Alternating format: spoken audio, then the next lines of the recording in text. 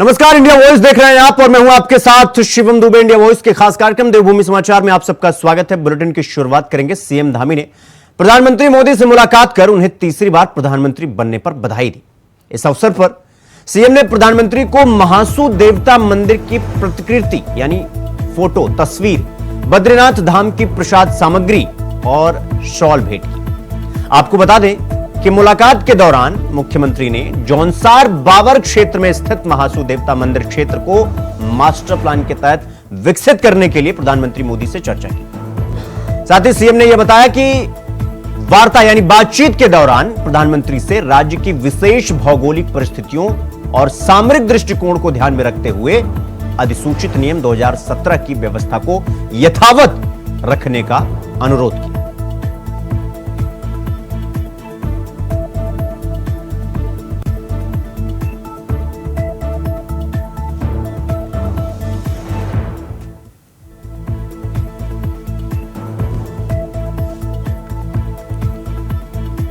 तो सीएम धामी ने प्रधानमंत्री मोदी से मुलाकात कर उन्हें तीसरी बार प्रधानमंत्री बनने पर उन्हें बधाई दी और महासू देवता का तस्वीर देकर, गुलदस्ता देकर प्रधानमंत्री से मुलाकात की और उन्हें बधाई दी। आपको बता दें कि साथ ही जो भौगोलिक परिस्थिति है और सामरिक दृष्टिकोण को ध्यान में रखते हुए अधिसूचित नियम 2017 की व्यवस्था को यथावत रखने का अनुरोध किया है। यथावत यानी जिसका तस, जैसा था वैसा।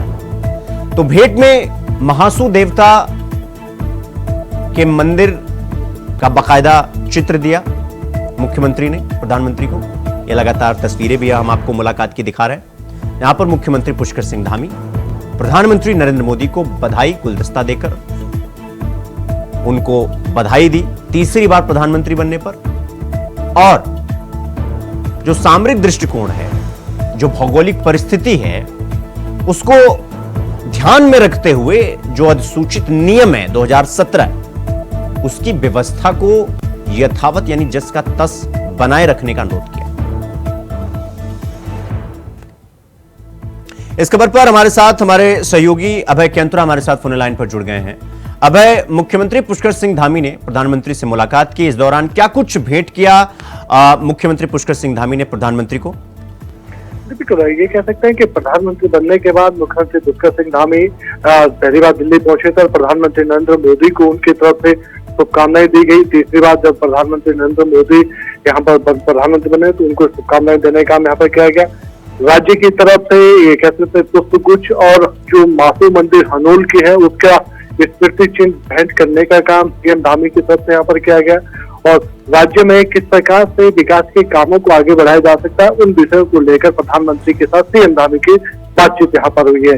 मुख्यमंत्री पुष्कर सिंह धामी ने साफ तौर पर कहा है कि राज्य में जल विद्युत परियोजनाएं जो खासतौर पर इस समय गंगा और गंगा की जो सहायक नदियां हैं, चाहे दूसरी सहायक नदियां, उन पर जो 24 जल विद्युत परियोजनाएं इस समय अपनी मंजूरी का इंतजार कर रही है, उसको लेकर प्रधानमंत्री से आग्रह किया है कि उसको मंजूरी देने का काम यहाँ पर किया जाए ताकि राज्य में ऊर्जा के सेक्टर में काम यहाँ पर किया जा सके। उत्तराखंड राज्य को उन विद्युत परियोजनाओं से जो लाभ मिलना है वो लाभ राज्य को यहाँ पर प्राप्त हो सके। साथ ही जो मंदिर माला मिशन परियोजना जो कुमाऊं मंडल में बननी है उसको लेकर भी इस समय सीएम धामी ने बातचीत यहाँ पर करी है ताकि मंदिरों के निर्माण को लेकर बातचीत यहाँ पर हो सके और राज्य में तीर्थाटन के सेक्टर में भी काफी विकास यहाँ पर हो सके, उसको लेकर यहाँ पर काम करने के लिए कहा गया है। तो ये समझा जा सकता है कि आज ही सीएम धामी की पीएम मोदी के साथ जो मुलाकात हुई है ये राज्य के विकास से जुड़ी हुई थी, जो आने वाले दिनों में कह सकते हैं कि विकास कार्यों के रूप में यहाँ पर आगे बढ़ती नजर आएगी।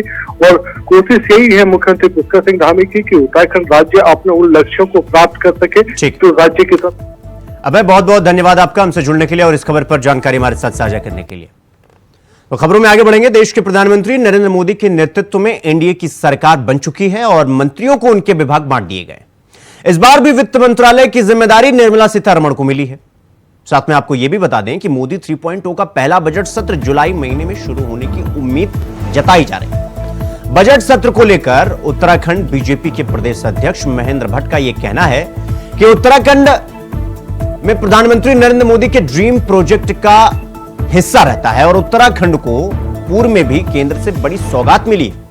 इस बार के बजट सत्र में उत्तराखंड के धार्मिक, साहसिक पर्यटन और यहां के मोटे अनाजों को बढ़ावा देने के साथ ही रेलवे कनेक्टिविटी और एयर कनेक्टिविटी को बढ़ावा देने के लिए केंद्र सरकार से बजट स्वीकृति मिल सकता है।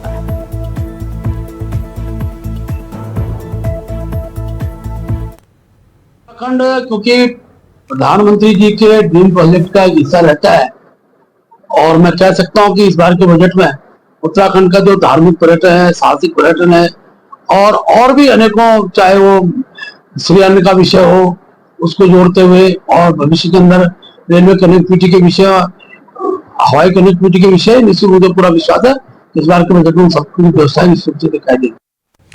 तो अगली खबर देहरादून से है, जहां डीएम सोनिका के निर्देश पर जिला प्रशासन हरित देहरादून पहल के तहत वृक्षारोपण कार्यक्रम का आज शुभारंभ किया जा रहा है। जिला अधिकारी ने जानकारी देते हुए बताया कि अभी तक लगभग 4000 लोगों ने पेड़ लगाने के लिए कॉल किए हैं। जहां भी पेड़ लगाए जा रहे हैं उनके पेड़ की सुरक्षा की शपथ भी दिलाई जा रही है उनको।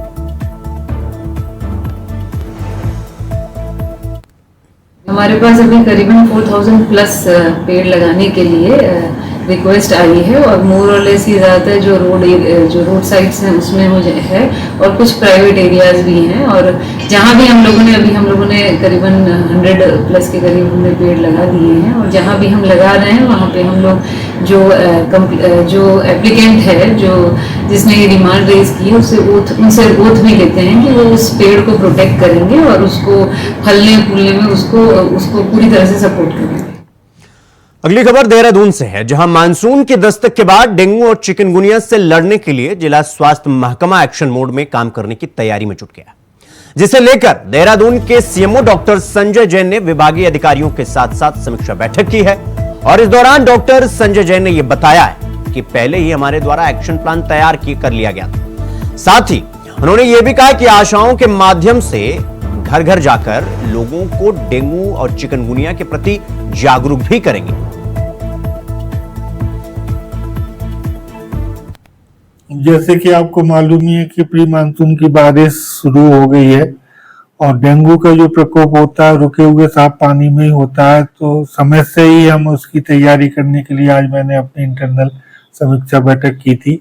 तो उसमें जो हमारा एक्शन प्लान पूर्व में ही इसमें तैयार कर लिया गया था।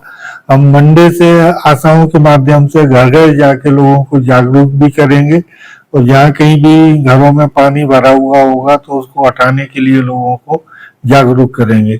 इससे पूर्व भी पिछले हफ्ते से नगर निगम की जितनी भी कूड़े की कलेक्टिंग वाली गाड़ी हैं उसमें हमारे द्वारा पंपलेट उनको उपलब्ध कराए गए थे, तो वो भी अपने घरों में जब कूड़ा कलेक्ट करने जा रही हैं तो लोगों को वो पंपलेट वितरित करके उसके माध्यम से भी हम लोगों को जागरूक कर रहे हैं।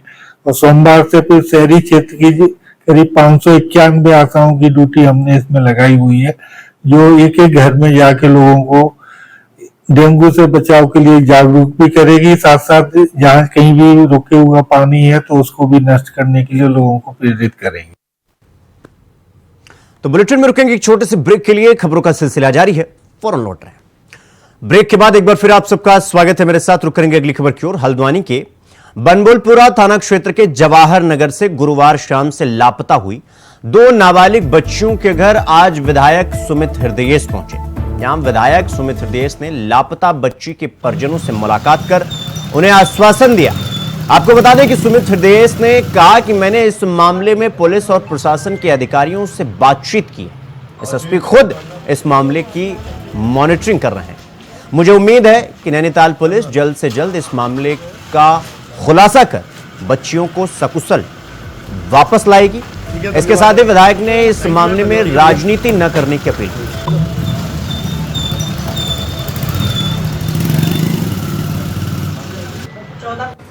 नहीं, देखिए, पुलिस प्रशासन से लगातार मेरी वार्ता चली है इस विषय में और उन्होंने मेरे को आश्वस्त करा है कि पूरी उनकी जितनी रिसोर्सेज हैं, उनकी जितनी टीमें हैं, स्वयं कप्तान साहब इस कार्य में लगे हुए हैं।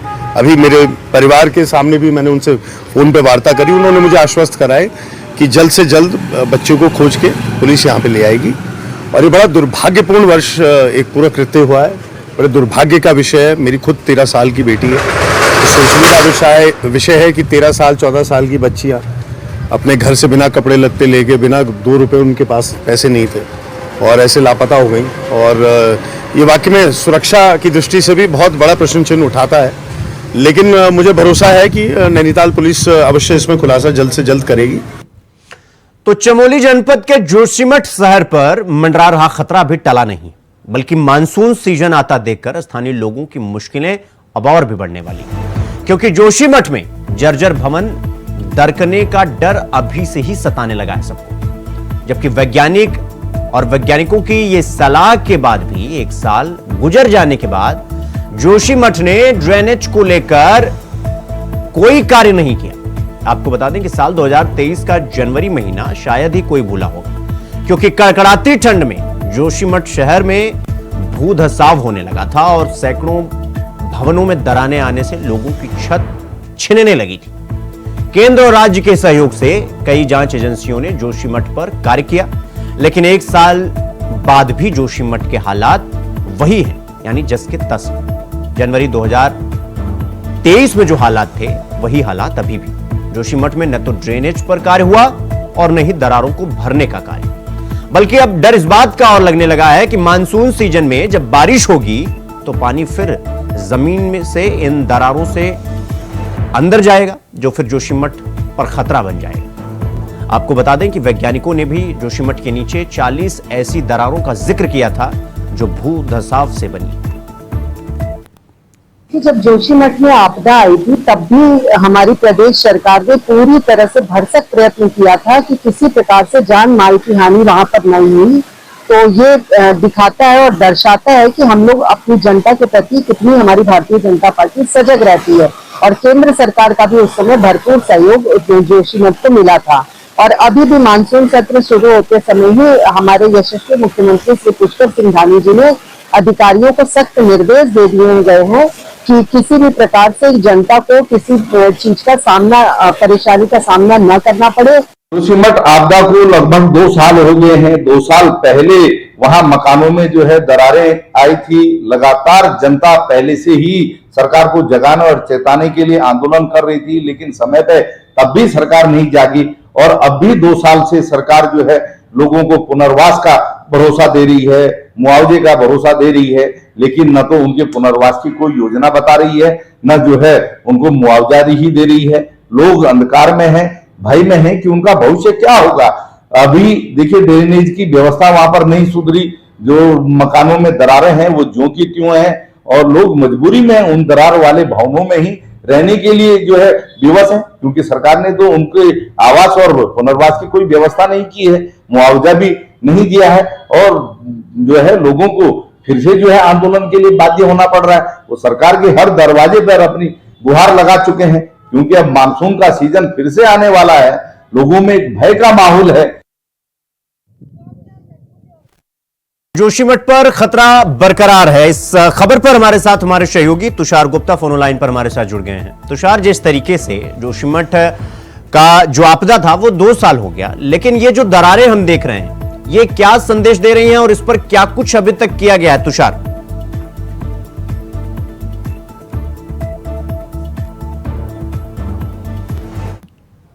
जिस तरह से लोगों ठीक है, तो तुषार आपकी आवाज नहीं आ रही, हम आपको फिर से आपसे जुड़ने का संपर्क करेंगे। हमारे साथ किशोर उपाध्याय भारतीय जनता पार्टी के विधायक हमारे साथ जुड़ गए हैं। किशोर जी, जिस तरीके से जोशीमठ आपदा को आए हुए 2 साल हो गया, लेकिन जो घरों में दरारें पड़ रही हैं सर, इसका जिम्मेदार कौन है और अभी तक इसको दुरुस्त क्यों नहीं किया गया?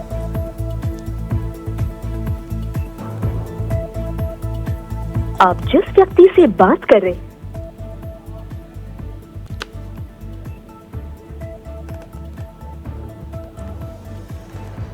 तो हमारे साथ किशोर जी अभी उनसे संपर्क नहीं हो पा रहा है, फिर से उनसे संपर्क साधने की कोशिश करेंगे। हमारे साथ राजकुमार जी जुड़ गए हैं, विधायक, पूर्व विधायक हैं कांग्रेस से। राजकुमार जी, जिस तरीके से जोशीमठ में आपदा आई, 2 साल हो गया, लेकिन ये घरों की दरारों का निवारण, जो खतरा था उसका निवारण अभी तक नहीं हुआ है। इसको लेकर आप किसे जिम्मेदार मानते हैं राजकुमार जी? ऐसा है जी, और जोशीमठ में दरारें इकोनॉमी में आ रही है और उसके साथ साथ आसपास के होटल तो और जो बसें तो बसी भी है जिन लोगों की, उसमें दरारें आई हैं। लगभग 2 वर्ष हो गए, इन्होंने कई जगह चिन्हित भी की थी, लेकिन अभी तक उस पर कोई ऐसी कार्रवाई नहीं हो पाई है। सरकार बड़े ही सुस्त तरीके से काम कर रही है, जो ऐसा उचित नहीं होना चाहिए, क्योंकि ये काम जल्दी तेजी से होना चाहिए, क्योंकि दरारें आना खतरनाक, बिल्डिंग गिर जाए, कोई कुछ हो जाए, हादसा हो जाए, कोई कुछ नुकसान हो जाए, तो इसको सरकार को बहुत तेजी से ध्यान देना चाहिए, लेकिन सरकार इसको बिल्कुल ध्यान नहीं दे पा रही। वो थोड़ा गलत रवैया है। ठीक है राजकुमार जी, मैं आपके पास आऊंगा। हमारे साथ किशोर उपाध्याय जी विधायक हैं भारतीय जनता पार्टी के, हमारे साथ जुड़ गए हैं। किशोर जी, ये जो दरारें आई हैं जोशीमठ आपदा के बाद, 2 साल हो गया सर, और जिस तरीके से घरों में दरारें पड़ी हुई हैं, इसका जिम्मेदार कौन? और अभी तक इन दरारों को, ये जो खतरा बना हुआ है, इसका निवारण क्यों अभी तक नहीं किया गया? किशोर जी, दरारों के लिए क्या परिस्थितियां जिम्मेदार हैं, वो जो भूवैज्ञानिक हैं उन्होंने अपनी रिपोर्ट दी है, तो इस बारे में तो वो कुछ कह सकते हैं, लेकिन वहां पर जो लोग पीड़ित हैं, पुष्कर सिंह धामी जी की सरकार, भारतीय जनता पार्टी की सरकार उसमें संवेदनशील है, और उसमें जो भी उन लोगों की मांगे होंगी और जो उनके लिए हित में हित होगा, वो सब हम लोग कर रहे हैं उसमें। किशोर जी, ये जो दरारें हम दिखा रहे हैं इस वक्त, सर ये दरारें देख रहे हैं, ये कितनी खतरनाक हैं, मतलब, और सर मानसून भी आने वाला है, जब बारिश होगी इन दरारों में पानी जाएगा सर, तो घर गिरने के चांस है, लोगों को कैजुअलिटी हो सकती है सर। और 2 साल हो गया, 23 जनवरी 2023 का ये पूरा वो है, लेकिन सर 42 दरारें अभी भी बनी हुई हैं। कौन सी संवेदनशीलता सर? किशोर जी, कौन सी संवेदनशीलता? नहीं, वहाँ जो दरारें हैं उसमें भूवैज्ञानिक जो अपने सुझाव देंगे या दिए हैं, उनको ध्यान में रख करके उस पर कार्य किया जा रहा है, और उसमें अगर वो लोग विस्थापन चाहते हैं तो सरकार ने उनसे भी जो है विचार विमर्श किया है, और उसके लिए जमीन का तो जो है वो आइडेंटिफिकेशन किया जा रहा है, उसमें उनको जो वहां से विस्थापित होना चाहते हैं उनका विस्थापन किया जाएगा। ठीक है, ये वहां से दरारें और वो लोग क्या चाहते हैं, आपने बात की उन लोगों से, क्या कह रहे हो? नहीं सर, देखिए, वो बात करें ना करें, ये दरारें साफ साफ बात कर रही हैं सर, और हम वही सवाल आपसे कर रहे हैं। नहीं, वो लोग, उन लोगों की क्या इच्छा है, अगर मुझे उनके बारे में पता चल जाए या उन्होंने कोई ज्ञापन दिया है तो मैं सरकार से बात करूंगा। मैंने तो टेरी के विस्थापन को इतने नजदीक से देखा है, अब तक उसको सुलझाने की कोशिश कर रहा हूँ। हमारी सरकार का मंतव्य है। ठीक है किशोर जी, मैं आपके पास आऊंगा। राजकुमार जी, जवाब दीजिए। समस्या जो है उसे सुलझाने की कोशिश की जा रही है, संवेदनशीलता पर नजर बनी हुई है, और मुख्यमंत्री जी भी इस पर नजर बनाए हुए हैं। राजकुमार जी, मतलब किशोर जी का ये कहना है कि राजनीति साफ साफ कांग्रेस कर रही है, मतलब तू कौन मैं खा में खा। नहीं, राजनीति तो मकानों में दरारें या होटल्स में दरारें आई भी हैं, उनको विस्थापित करने के बाद सरकार ने पहले भी करी थी, और सरकार चाह भी रही थी, कई जगह भी देखी थी उन्होंने, लेकिन अभी 2 वर्ष हो गए हैं, इतना ढीला कार्य हो रहा है, इसको तो तेजी से करना चाहिए। कहीं ऐसी स्थिति आती तो सरकार को तेजी दिखानी चाहिए, रिपोर्ट मंगानी है, लेनी है, वो वैज्ञानिक से लेनी है, तो उसको जल्दी से रिपोर्ट लेके और उनके गाँव वाले होटल्स वालों को बैठा कर। ठीक है राजकुमार जी, आपका बहुत बहुत धन्यवाद, और किशोर जी आपका भी बहुत बहुत धन्यवाद हमसे जुड़ने के लिए और हमसे बातचीत करने के लिए। तुषार, आपका भी बहुत बहुत धन्यवाद हमसे जुड़ने के लिए। खबरों में आगे बढ़ेंगे। प्रदेश में प्री मानसून की शुरुआत हो चुकी है, ऐसे में बादलों ने अपना डेरा जमा लिया है। मौसम विभाग की माने तो प्रदेश में शुरुआती दिनों में हल्की बारिश, आने वाली दिनों में भारी बारिश की संभावना जताई जा रही है। साथ ही मौसम के पूर्वानुमान को जारी करते हुए मौसम विज्ञान केंद्र देहरादून के निदेशक विक्रम सिंह ने यह बताया कि प्रदेश भर के कई क्षेत्रों में आने वाले कुछ दिनों में हल्की मध्यम बारिश देखने को मिल सकती है, जबकि 27 जून से इसमें अधिक सक्रियता देखने को मिलेगी और अधिक ऊंचाई वाले जिलों यानी पिथौरागढ़, बागेश्वर, चमोली, नैनीताल, ये जो अधिक ऊंचाई वाले जिले हैं, इनमें देहरादून में भी कुछ जगहों पर भारी बारिश देखने को मिल सकती है। 27-28 में जब आप जा रहे हैं तो बारिश की जो एक्टिविटी वो बढ़ रही है। आप देखेंगे पूरे प्रदेश में जो है हल्की से मध्यम ज्यादातर जगहों में 27-28 में और आगे भी वो रहने वाली है। और भारी वर्षा की जहां तक बात है वो भी आपको कहीं कहीं पर देखने को मिलेगी। विशेषकर अगर बात करूं डिस्ट्रिक्ट की तो उसमें पिथौरागढ़ है, बागेश्वर है, चमोली है या नैनीताल और देहरादून रखे तो इसमें 27-28 में आपको दिखेंगे कि कहीं कहीं पर जो है भारी वर्षा भी मिलेगी। तो इसके अलावा जो इस समय क्या कि जैसे मानसून का आगे बढ़ने का चल रहा है और ये बोला भी गया कि अगले 3 से 4 दिन में जब मानसून उत्तराखंड पे भी पहुंच जाएगा तो उससे पहले जो एक्टिविटी चल रही है तो इसमें आप देखेंगे जो इंटेंस शावर है या मानसून के अराइवल के टाइम भी जो है तो वो चीजें ज्यादा देखने को मिलती है। इंटेंस स्पेल जो है जिसमें कि 3-4 सेंटीमीटर बारिश जो है विद इन आवर मिल जाएगी। तो उससे कहीं ना कहीं हिल्स में आप देखते हैं कि थोड़े छोटे मोटे जो लैंडस्लाइड है या गाढ़ गदेरों में एकदम से जलस्तर का बढ़ जाना और उसमें लोग चपेट में आते हैं। तो मौसम विभाग की माने तो मानसून की शुरुआत हो चुकी है। अभी तो फिलहाल मध्यम बारिश हो रही है, लेकिन आने वाले समय में ऊंचाई वाले जिलों में भारी बारिश देखने को मिल सकती है। तो देवभूमि समाचार में फिलहाल अभी के लिए बस इतना ही। देश और दुनिया की तमाम खबरों को देखने के लिए देखते रहिए इंडिया वॉइस। नमस्कार।